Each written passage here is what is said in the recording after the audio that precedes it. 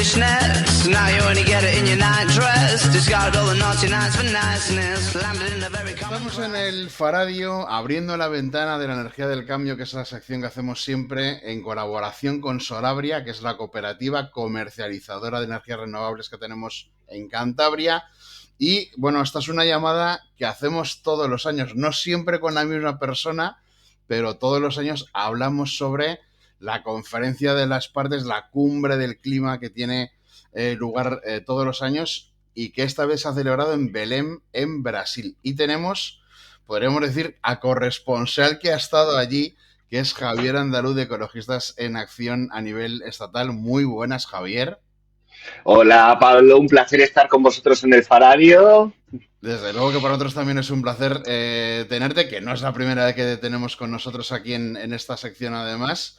Y bueno, lo primero, ya que tienes una cierta experiencia ya de acudir a cumbres, por ser miembro de Ecologistas en Acción, que son un montón de, digamos, nichos diferentes los que acuden, desde los gobiernos hasta asociaciones ecologistas, también empresas que venden, bueno, productos que no son los mejores para el medio ambiente, pero que también acuden. ¿Cómo vives tú este tipo de cumbres? ¿Depende un poco del país o cómo lo vives?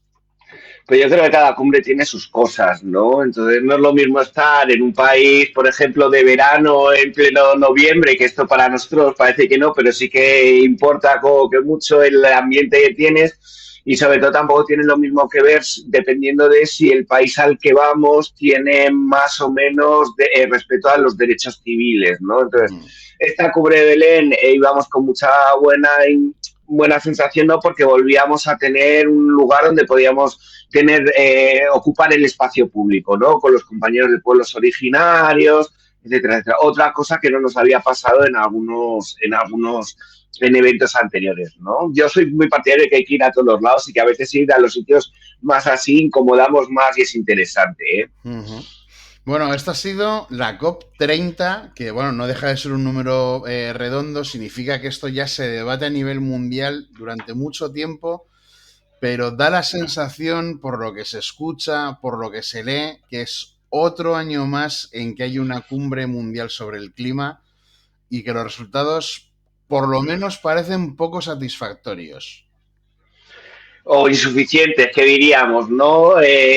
Aunque luego haya una buena noticia. Vea, voy a empezar con una parte positiva. Peleamos mucho y fuimos capaces de aprobar un mecanismo de acción global de Belém, que es un mecanismo para acelerar la transición justa. Del resto, pues lo que vemos nuevamente, y además, como dices, son años redondos, ¿no? Porque no solamente es la COP30, sino se cumplen 10 años del Acuerdo de París, el día en nada, y además hacen 80 años de la configuración del sistema de Naciones Unidas, ¿no? Con lo cual, tal. Y vivimos en un momento geopolítico que creo que es evidente, ¿no? De conflicto entre partes, resucitamos guerras y genocidios en muchísimos lados y vemos la impunidad de cómo algunos gobiernos actúan, ¿no?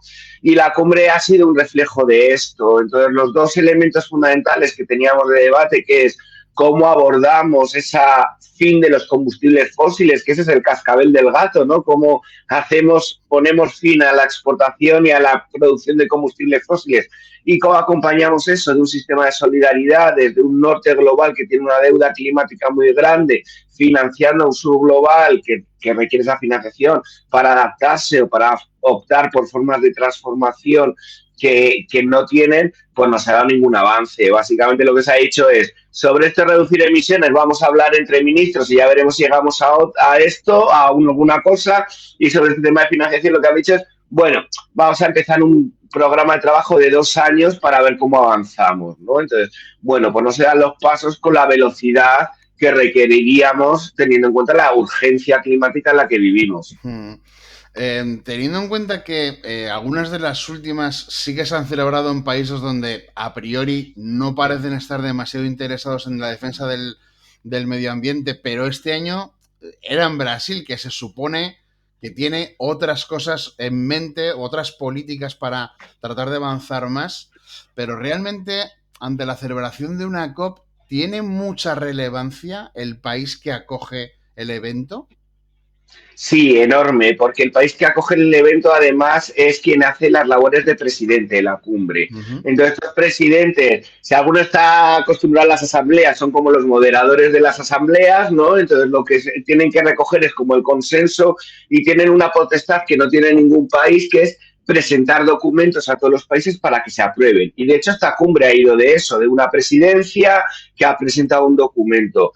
Yo creo que la sensación es muy agridulce en el sentido de que la presidencia brasileña venía prometiéndonos dos cuestiones fundamentales. Una era una hoja de ruta para poner fin a los combustibles fósiles y la otra que era fundamental y más en una cumbre celebrada en la Amazonía, que era la hoja de ruta para prevenir la deforestación y que precisamente la presencia de Lula da Silva, también un proceso de negociación que ha sido súper opaco porque no nos hemos enterado ni de borradores ni de textos previos durante la última semana, ha sido una estrategia que ha colisionado y que ha sido incapaz de generar ningún avance, ¿no? O sea, Lula llegó el tercer día de la segunda semana, el miércoles antes de que terminara, arrasando y diciendo quiero esto, quiero esto, quiero esto.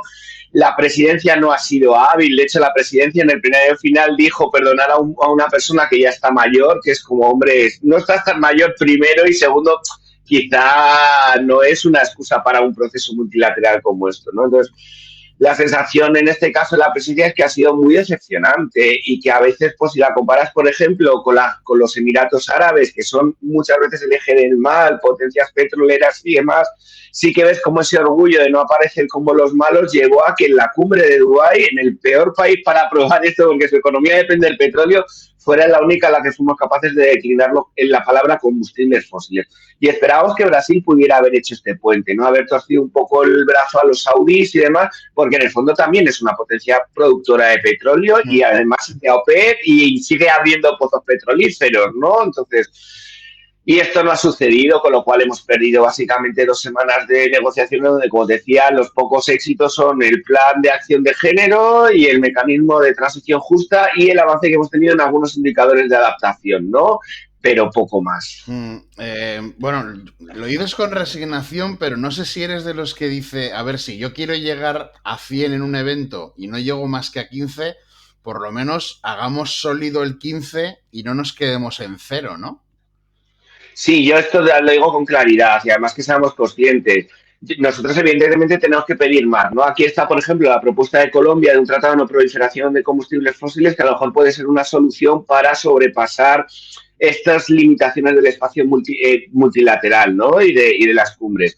Pero vivimos mejor con una cumbre que sin ella, que yo creo que esta es una de las primeras cuestiones. Y a mí me queda muy claro que si la presión de la sociedad civil no estuviera en las cumbres, probablemente muchos países ya se hubieran cargado este marco. Quiere decir que una cumbre internacional pueda resistir a un Estados Unidos con algunos aliados más o menos ocultos en los árabes, en las BRICS, en no sé qué, haya resistido es porque lo que estamos haciendo como sociedad civil es haciendo que a los países les cueste caro decir cosas que sabemos que piensan. No iréis a ningún país decir en una cumbre, hey, nosotros estamos a favor de seguir explotando combustibles fósiles, aunque todos sepamos que lo piensen, pero que tengan la corrección de no hacerlo, de no imponerlo a la comunidad internacional y que se avance un poco es muy relevante. Y no tener un acuerdo sería mucho peor. Quiero decir, ya lo vivimos en Copenhague y lo estamos viendo, ¿no? La política internacional tiene una cuestión de aspiracional, ¿no? Quiero decir, en la medida en la que somos capaces de decir que la luz para seguir el futuro es ese acuerdo de París, se van dando cambios que son pequeñitos, que no son lo rápido y lo urgente que necesitamos, pero son fundamentales. Ahora, también hay que ser conscientes de que tal y como está montado el sistema de Naciones Unidas de Cambio Climático y sobre todo esa necesidad de pactarlo todo por consenso, nos va a hacer imposible que estas cumbres lleguen en el ritmo requerido y por eso necesitamos seguir presionando para que se avance y por lo menos no decaigan los avances que se han hecho, que esto también es relevante y lo estamos viendo en la geopolítica internacional, pero como te decía al principio, necesitamos otros espacios, ¿no? Necesitamos avanzar un tratado de no proliferación de combustibles fósiles, generar una arquitectura financiera que permita el desarrollo de los países. Cuando esto me gustó mucho, Colombia lo dijo muy bien. Colombia está dispuesta a poner fin a los combustibles fósiles, pero no nos podéis pedir eso si luego me estáis pidiendo que pague la deuda a través de la exportación de crudo o de carbón Y entonces necesitamos también una reforma financiera y fiscal, ¿no? Y avanzar tanto en ese combustible fósiles como en una posible convergencia sobre las tasas y lo que tienen que pagar los ricos son piezas clave más allá del espacio de la COP. Bueno, este año yo creo que se podría considerar que era una copa un poco diferente porque es la primera desde que Donald Trump volvió a la Casa Blanca. Y como tú sí que tienes experiencia en asistir varias veces y ya hubo otras COPs donde Donald Trump sí que era el presidente de Estados Unidos, ¿cómo ha sido el papel de este, digamos, Estado líder un poco del mundo occidental de cuando estaba Trump, estaba Biden y ahora vuelve a estar Trump? ¿Eso se nota realmente? Depende de a qué nivel. Entonces, porque la política americana es compleja, ¿no? Entonces, sí, se nota. Además, a diferencia de la anterior legislatura de Trump, Trump no pudo abandonar de forma real el Acuerdo de París, porque básicamente no se estaba poniendo en marcha todavía, entonces no tenía capacidad para salirse. Este año sí, Belén marca la salida oficial de Trump. La salida de Trump es muy problemática a nivel internacional. Primero, por la financiación climática internacional. Creo que Biden prometió 11.800 millones que Trump, que tiene tanto odio al clima, firmó, nada más el presidente en ese gran acto, firmó que eso se paralizara. Pero no solamente es la lucha climática, es que si a eso le sumamos los recortes que está haciendo en la ayuda oficial del desarrollo, que también han caído a cero, o lo que pagaba Estados Unidos para el mantenimiento de la estructura de las Naciones Unidas, nos encontramos con un problema enorme a nivel internacional de perder una financiación climática y también de un concepto de justicia de Estados Unidos lo hacía porque era el mayor responsable histórico de todo lo que ha sucedido durante el siglo XX. Entonces era quien más dinero tenía que poner sobre la mesa. Y si Estados Unidos lo hace y le sale políticamente barato, porque no hemos escuchado una Unión Europea que haya enfrentado políticamente eso, o otros países con relevancia, Canadá, Japón, que pudieran decir, oye, tal, pues de que a nadie nos extrañe que haya otros países que le puedan seguir la zaga a los Estados Unidos. Pero también los Estados Unidos son algo más allá de la Casa Blanca, ¿no? Bueno, perdón, antes de eso, Trump también ha arquitecturado por detrás, es decir, que lo que Trump no haya estado presente yo no me lo creo, porque una cosa es no tener una delegación oficial de la cumbre y otra cosa es no tener un montón de coleguitas que te están informando y que estás cogiendo el teléfono llamando a la presidencia brasileña, como nos sucedió el día que iba a cerrar la cumbre, donde Trump anunciaba una rebaja de aranceles a los brasileños por su biocombustible, que es como, hombre, te estás posicionando en medio de una COP, un mensaje claro, por mucho que digas que no te importa la COP, yo creo que te importa y mucho. Y yo creo que esto también lo tenemos que poner sobre la mesa, que todos estos sátrapas dicen, ay, esto en las COPs no nos importa y demás. Y luego en el fondo no es verdad, porque lo que cuestionan las COPs son su sistema económico y sus privilegios. Entonces, evidentemente, claro, están en contra de las COPs porque ellos son el mal. Y luego, además, tenemos, por otro lado, que era lo que iba a añadir, no, pues una realidad de que también están estados, quiere decir, y entonces vemos, por ejemplo, cómo hay una diferencia dependiendo de dónde estés en Estados Unidos y como todo el mundo en general, los californianos han tenido ahí un stand donde lo que se han esforzado es en decir, hey, nosotros no somos Trump y estamos dispuestos a avanzar, ¿no? Entonces también Estados Unidos tiene estas cosas. Bueno, ante el papel, pues ya sabemos cómo es el modelo productivo de Estados Unidos y el papel que tiene. Se ha venido diciendo durante muchos años que la Unión Europea era quien tomaba ese liderazgo como somos la región del mundo, somos la unidad dentro del mundo que puede liderar las políticas para intentar avanzar contra el cambio climático. ¿Tú crees que esta afirmación en 2025 sigue siendo cierta?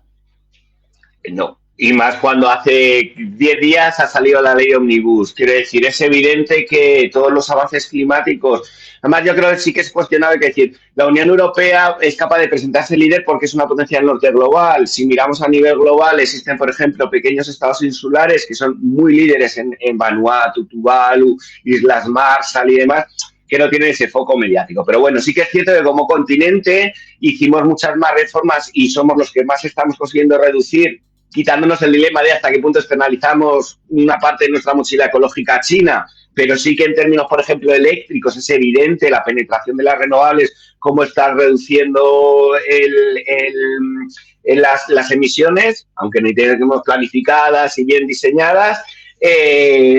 pero sí que ese papel le tenía. ¿Qué está pasando? Que el cambio de ciclo político de la UE lo que está generando es un giro a la derecha como el que está experimentando Estados Unidos en nuestro concepto.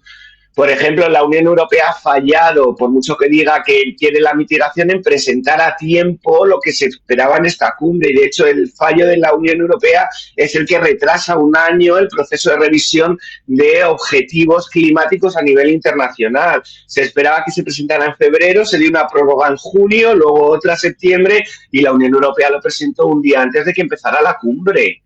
Y sin dar tiempo para que se pudiera como gestionar y demás. Y es evidente para todos que el giro de, por ejemplo, todo Hungría, Polonia y demás, e incluso Alemania, hacia gobiernos de derecha, están minando la acción climática. La propuesta de objetivo que planteaba la Unión Europea era mucho más ambiciosa el pasado ciclo político. Cuando ha venido el nuevo ciclo político, no solamente han cogido una opción poco ambiciosa, sino que lo han hecho agujeros de gruyer enormes, introduciendo esa capacidad de entrar dentro de los mercados de carbono, ¿no? Entonces, yo creo que la Unión Europea en estos momentos tiene un dilema táctico y sobre todo lo tienen países como España, que ya no pueden mantener que son líderes o avanzados en la lucha climática cuando se esconden detrás de la posición europea en muchísimos temas, ¿no? Y entonces, en las cumbres hablamos solamente como Unión Europea, pero tenemos potestad para hacerlo como país, que es una potestad que como España no hemos hecho nunca y que en algún momento deberíamos de usar para plantearnos en el lado correcto de la historia, porque si no, mientras tanto, pues lo que está haciendo la Unión Europea cada vez más es tener un discurso de juega a la baja, de la rebaja de la ambición. Entonces, esto no es permisible ni liderazgo climático. Bueno, se supone que España, digamos que tiene una voz o un discurso como que de los más avanzados dentro de lo que es la Unión Europea, porque ya hay una ley de cambio climático, porque, bueno, estamos aquí a vueltas con las zonas de bajas emisiones, que eso es algo que, claro, el gobierno de España no puede controlar del todo. Pero claro, parece que muchas veces el discurso también va en el sentido de, como yo formo parte de este club, yo no puedo desmarcarme y tengo que ir con mi club europeo a todas partes, pero a lo mejor deberíamos de pensar si no debería de haber un discurso crítico dentro del club para decir, señores, señoras, hay que avanzar más deprisa en esta cuestión, ¿no? O sea, yo creo evidentemente sí. Entonces, si tú estás en el club y asumes las reglas del club, asumes también la responsabilidad política. Me preocupa es escuchar a mucha gente decir, bueno, es que yo querría hacer más, pero la UE no me deja. ¿Cómo que la UE no te deja? La UE eres tú. Entonces, cuando tú eres parte de la UE y tienes capacidad nacional. A mí eso es lo que me parece complicado, porque es como, no, yo estoy de acuerdo contigo, pero no hago lo que tengo que hacer. Y es como, no me puedes decir que estoy de acuerdo contigo cuando en lo público, en lo notable, en lo firmable, no lo estás haciendo, ¿no? Entonces, yo creo que ahí España creo que también tiene algunas críticas importantes y de cosas que nos está generando. Y, por ejemplo, voy a poner los aeropuertos, es decir, y también, ojo, cuidado, cuando hablamos de España, a veces hablamos del Ministerio de Transición Ecológica y no hablamos de agricultura, no hablamos de transporte, y luego ya, como bien decías, Pablo, si ya nos metemos en las competencias de cabotaje regional y local, pues ya nos ponemos en una situación, pues bueno, en Cantabria estáis fastidiados, yo que no soy madrileño, pero me toca vivir en Madrid, esto ya es el patio de recreo del neoliberalismo económico más atroz, y lo estamos viendo con hospitales, que esto es la noticia de la semana y que me parece que muestra claramente si hacemos esto con la salud, que no vamos a hacer con el clima, ¿no? Entonces, bueno, es lo que hay. Entonces, yo creo que España sí que está teniendo una posición más de liderazgo y nos alegramos mucho que España haya firmado la declaración de Colombia de la hoja de ruta y esperamos que en la conferencia de Santa Marta del 28 de abril España sea líder en comprometerse a hacer un calendario de cierre de combustibles fósiles. Y sobre todo yo lo que sí quiero señalar es toda esa ecosistema, ¿no?, de organizaciones sociales, sociedad civil, gente desde pequeños proyectos de autoconsumo, comunidades energéticas, etcétera, que están poniendo esa transición relativamente en marcha. Entonces, creo que esa presión es muy importante y es un poco el papel que nos toca hacer, presionar ahí, presionar para que nuestro gobierno sea más ambicioso y se alinee del lado correcto de la historia, como ya ha hecho y como esperamos que haga, y si no lo hace, pues tirarle piedras, es que no hay más, esta es la labor. Me gustaría preguntarte un poco por los intríngulis de las delegaciones, porque antes has dicho que Estados Unidos no envía, aquí es una es una conferencia donde habitualmente hay como mínimo decenas y decenas de líderes mundiales que acuden. Pero claro, yo creo que lo realmente importante, aunque el líder de un país, como pueda ser Pedro Sánchez, por ejemplo, llegue y haga un discurso, pero la importancia también está en qué equipo va, qué trabajo se plantea el equipo que va y si, bueno, si tienes una consciencia de hasta dónde puedes llegar teniendo que negociar cuando tienes que hablar pues, con Turquía, con China o con Rusia o con otros países que sí que mandan delegaciones aunque no vaya su líder. ¿Cómo funciona esto? Bueno, pues esto funciona en lo que llaman bailats. Verdaderamente no se negocian entre países, sino que primero se negocian en grupos regionales, ¿vale? O sea, que al final no discutes con el NDCs, con el G77, con tal. Y sí, esto es muy personal, quiere decir, hay equipos que están muy consolidados y que generalmente los equipos de negociación tienen una parte política. Voy a hablar del caso de España, que es el que mejor conozco, ¿no? En España hay una oficina, que es la Oficina Española de Cambio Climático, que tiene un equipo que es el que va y representa, y por encima de ellos está la parte funcionarial, ¿no? Los técnicos y la gente de carrera que hacen trabajo de soporte, y la parte política, que es un poco la que toma decisiones y la que lidera un poco más ese debate. Y sí depende mucho sobre todo de cómo se lo crean los órganos políticos, ¿no? Y de la capacidad también que tengamos en los funcionarios de generar, y cómo dependen las relaciones internacionales.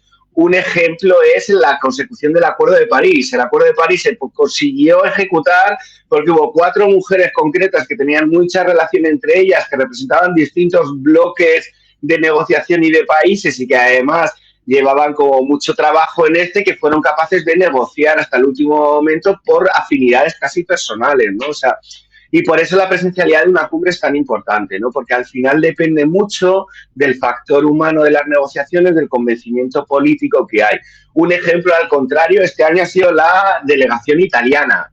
Quiero decir, Italia ha presentado una delegación sin experiencia, sin motivación y sin absolutamente ninguna gana de hacer nada, que básicamente se han sentado en una mesa para decir, bueno, que hablen otros, y yo aplaudo y digo que sigue a tope con la UE. Y luego la UE, como UE tiene un equipo ya muy consolidado de la Comisión Europea, o sea, son los mismos negociadores que llevan haciendo esto, lo otro y demás. Y ahí también existe, bueno, pues cierto sobrepoder, y yo creo que también a veces, y vamos a ser claros, existe una cierta toxicidad entre los grupos, ¿no? Como se hablan entre ellos, tienen como ideas mentales en plan de, voy a ser muy claro, ¿no? Joder, es que en ese país son todos unos corruptos y el dinero que le dé de adaptación se lo van a prevaricar, ¿no? Básicamente, ¿no? Que no digo que no sea algo que no se da a nivel global, y creo que sí, que decir lo contrario es mentir, ¿no? Pero que sí que hay un factor de toxicidad de entender que tú no estás a valorar cuál es la acción concreta de un gobierno, sino a dar una respuesta de característica global. Y al igual que tú no dices que no te gusta que te fiscalicen a ti en tu labor doméstica, no le puedes pedir al resto cómo funciona, ¿no? Entonces, pues eso, las relaciones sociales tienen sus pros, pero también sí tiene sus contras. Y por eso es muy relevante la visión de la sociedad civil y de los medios de comunicación, que a veces lo que hacen es aterrizar algunas discusiones y debates y decir, mirad, chicos, no estás hablando de esto, sino que estás hablando de esto otro, dejar este debate a un lado y centraros en lo que tenéis que hacer. El año que viene la COP31 va a ser en Turquía, pero he leído que hay como una vicepresidencia australiana. ¿Esto significa que hay algún tipo de cambio en el formato de la COP, o esto es algo que ha pasado otras veces? No, es la primera vez que se pasa. Esto es cada día una novedad. Básicamente Turquía y Australia, que eran los 2 países candidatos, no se ponían de acuerdo. Llevaban 1 año y medio peleándose por muchas cosas. Tienes capacidad hotelera, ¿no? Sí. ¿Cómo tratas a tus pueblos originarios? ¿Cuál es tu relación con los derechos de la sociedad civil y demás? Entonces, ¿qué ha pasado? Que ante esta falta de acuerdo y que ninguno de los dos se ha bajado del carro, y es que las cumbres se deciden así, pues ha llegado a un acuerdo así un poco intermedio, en el que Turquía será el lugar donde se celebre la cumbre y Australia será quien presida las negociaciones. Entonces tenemos una cumbre en suelo turco, pero presidida por el gobierno australiano. Y luego otra serie de eventos pues se van a celebrar algunos en las Islas Pacíficas, otros en el este en Asia Central, o sea que eso. Pero sí, es un acuerdo raro que no habíamos visto nunca y es de las grandes novedades que tenemos. Bueno, hay un precedente, pero es un precedente distinto, que es una cumbre que se celebró en Bonn, que presidía Fiji, pero eso era porque Fiji quería hacer la presidencia y no tiene capacidad hotelera suficiente como para alojar una cumbre. Entonces, se lleva a Bonn, que es donde está el Secretariado de Naciones Unidas para Cambio Climático, y se celebra allí, que es donde también nos reunimos todos los junios. Pero claro, esto del año que viene significa que Turquía y Australia se tienen que poner de acuerdo en algo para desarrollar la COP, o simplemente Australia lleva la voz cantante y Turquía dice, os podéis alojar en mi país y ya está. No, entiendo que Turquía va a tener como una parte de, o sea, en las cumbres hay como 3 agendas separadas, ¿no? Una que es lo que llamamos los pabellones de país o las partes como de presidenciales y demás, que son como actos como mucho más públicos, los espacios verdes, el espacio verde, la Green Zone, toda una serie de cosas. Luego hay una agenda programática de la presidencia y luego hay el seguimiento de las negociaciones, ¿no? Entonces, lo que hay es un acuerdo de reparto en el cual el primero del espacio paralelo, Green Zone y demás, probablemente sea responsabilidad turca. Los eventos, no de negociaciones, pero que se llaman mandatados, pero sí de la presidencia, del Día de Acción de no sé qué, no sé cuántos, van a ser conjuntos y las negociaciones las llevará Australia. ¿Vale? No hay una... porque las negociaciones solo las puede llevar un país. Evidentemente, todas las cuestiones que atañen al emplazamiento logístico y demás, eso es cuestión de Turquía. ¿Y no hubiera sido más fácil decir la COP31 en Turquía y la COP32 en Australia?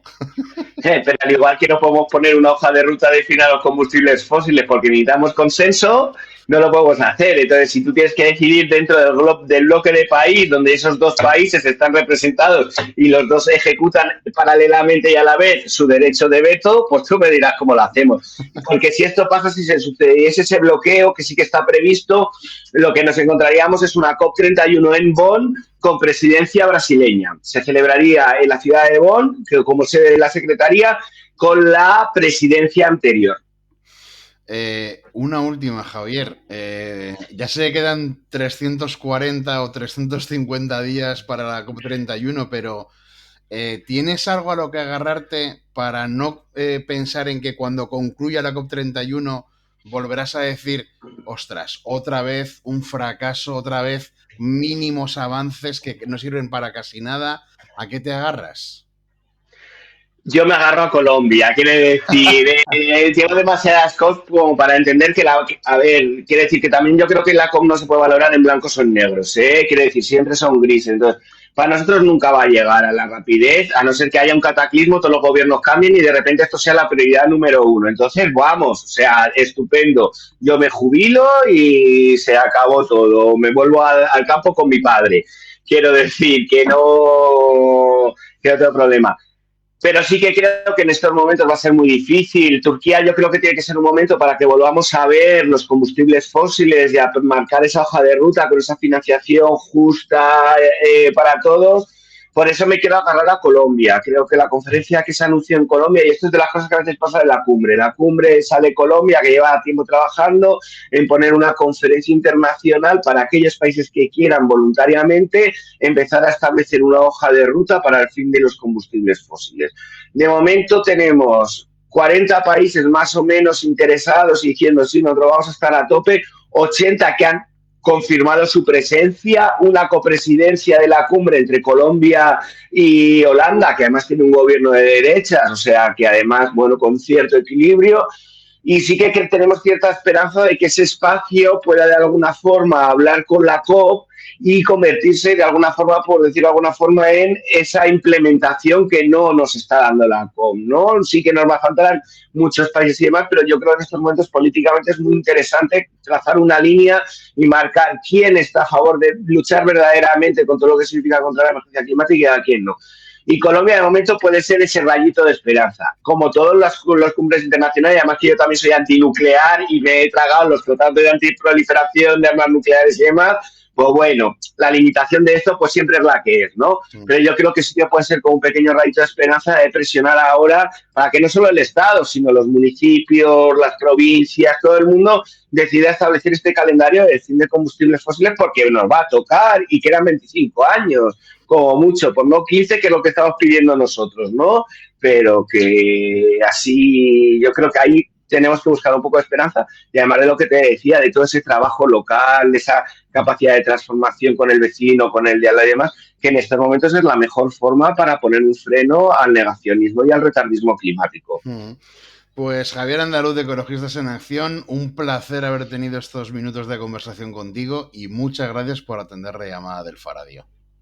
Muchísimas gracias a ti y a todos los oyentes del Faradio. Un abrazo. Un abrazo.